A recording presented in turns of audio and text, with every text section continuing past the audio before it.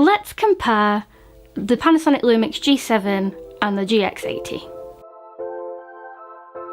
I'm going to do a little sort of shoot off with this, pardon the pun, where in each category I'll give the award to each camera, just to sort of show you in an easy way how they compare.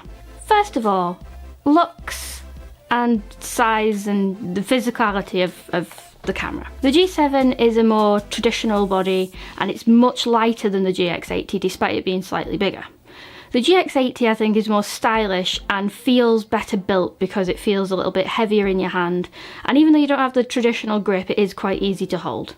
Looks wise, I'd have to give it to the GX80. I think it's a very stylish camera, and practicality wise, revolving around the eyepiece in particular, which I'll get to later on, I'm going to have to award to the G7. Stabilization, the GX80 wins hands down because it has in-body stabilization and the stock lens you get with it also has stabilization, so if you use that combination you have 5 stops of stabilization.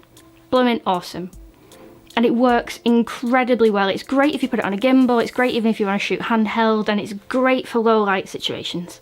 The G7 only has it if your lens has it. It doesn't have any in-body stabilization, unfortunately. Audio, however, I'm going to have to give to the G7, obviously. It has a mic input, whereas the GX80 doesn't, so for video vlogging, I'm shooting on the G7 right now actually, so yay, it's awesome. I love it. I tend to set it up in my little room quite often because it's very easy to use and I can just leave it on the tripod and then I can take my GH5 out as and when. As well as the mic input, the G7 built-in mics are not actually that bad. They're not great, they're not as good as the GH5 ones, and really we wouldn't want to be relying on the built-in mics anyway, but the GX80 mics are extraordinarily bad. I think the microphone on this camera is awful, so this is a great test. And it doesn't have the mic input as well, so for audio the GX80 is a no-go. You're gonna have to record it externally if you want to. Weather sealing. Neither of them are actually weather sealed, but I get the feeling, and this is completely subjective, I get the feeling that the GX80 might survive slightly longer just because it's a little bit more compact and a little bit more well designed. The G7 does feel quite plasticky and I wouldn't want to leave it out in the rain, ever. Features. They are very, very similar on this front. The GX80 has one feature that the G7 doesn't, and that is 4K light painting video mode. The official term I'll put here, because I forgot. And what that means is it's very similar but much less good than the Olympus Live composite mode, where you can film light moving in the frame and it will only add the changes to each frame to make a composite, but it doesn't show you live on screen and you have to do it sort of completely in the camera in post-production. So it's a bit of a pain in the backside. I really think if they had the similar features to Olympus that would be amazing, because I really do miss the live composite modes. But it's a feature the G7 doesn't have, so yay, more features on the GX80, but it's not that great in my experience. Video options. They both shoot 4K, they can both shoot 50p or 60p in HD with a little bit of a tweak. However, in the box, the GX80 doesn't have Cinelight D or Cinelight V, and those are really the only profiles you're gonna want to be shooting with when you're using the G7, because it makes everything nice and natural and pretty flat, but you do have enough data in those profiles to do a little bit of colour grading as well. Luckily, with a bit of a hack, you can do that on the GX80, so if you can be bothered messing around with the factory settings yourself and circumventing these things, they're both level pegged. However, out of the box, the G7 wins hands down. Flash! The GX80 has a flash on board. Hey! The GX80 has a flash, the G7 doesn't. Does it not? Oh crap, they both have a flash. Level pegging. I do prefer the GX80 flash because you can bend it up and bounce it off the ceiling if you need to. But both of them really, you're going to be using one if you're in a social situation and in a bit of a pickle, and two, mostly just to trigger external flashes. So I prefer to have one just in case personally. I know it's not the most professional sort of thing, but I do miss it on the GH5, and it's bigger, so why doesn't it have one? I just want all of the features. All of the features. Not even some of them, all of them. So they both have a flash. Probably shouldn't have made the list. That's not a comparison. Carry on. Battery life. The G7 wins. For two reasons. One, the batteries are ever so slightly bigger. And two, it doesn't have the in-body stabilization to keep running. So the GX80 has a slightly shorter battery life, but it's not that bad. It's really not that bad. I went to Malta for 3 days on one battery, just charging it intermittently, because I didn't have my batteries yet because it was so new. I now have 3, so it's not too bad.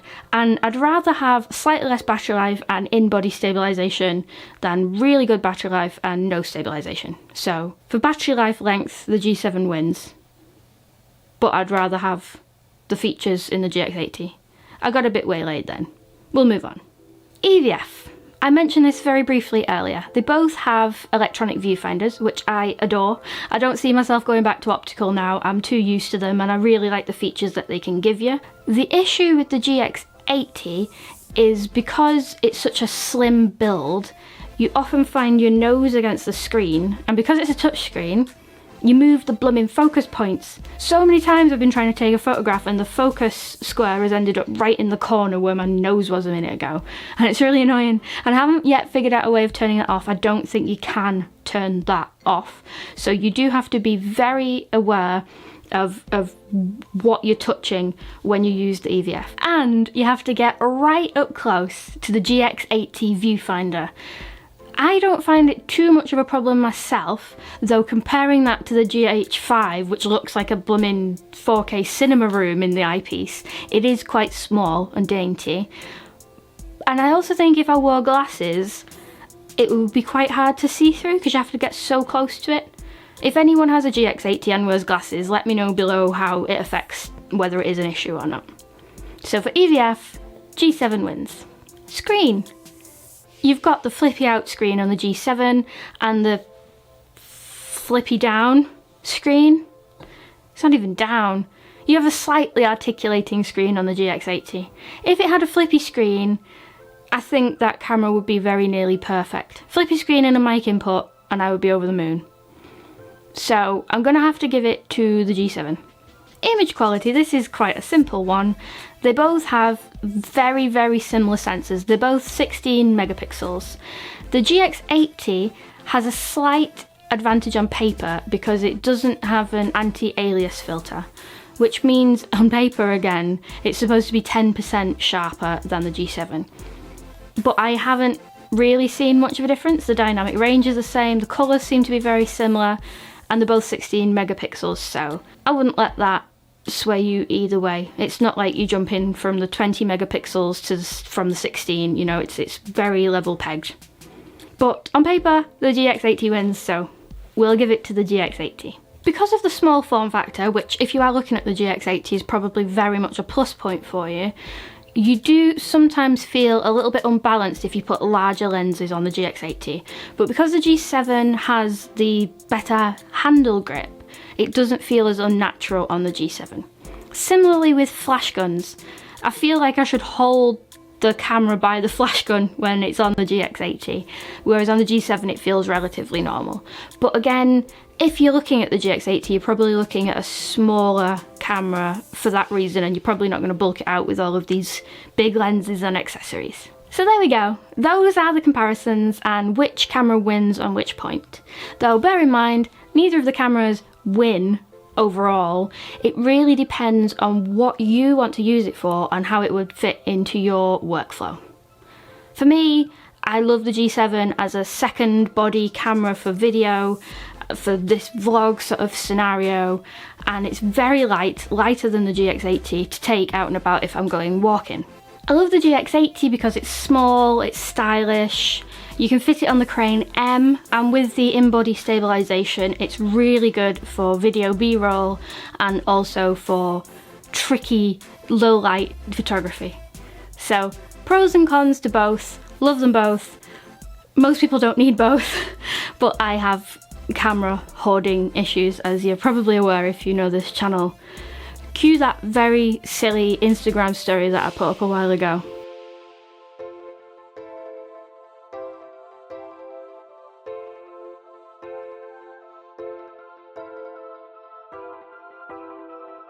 Kind of bad, isn't it? And it's only gonna get worse.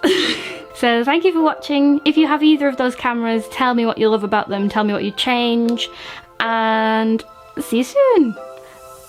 Not sure what the hand movement was all about. See you soon.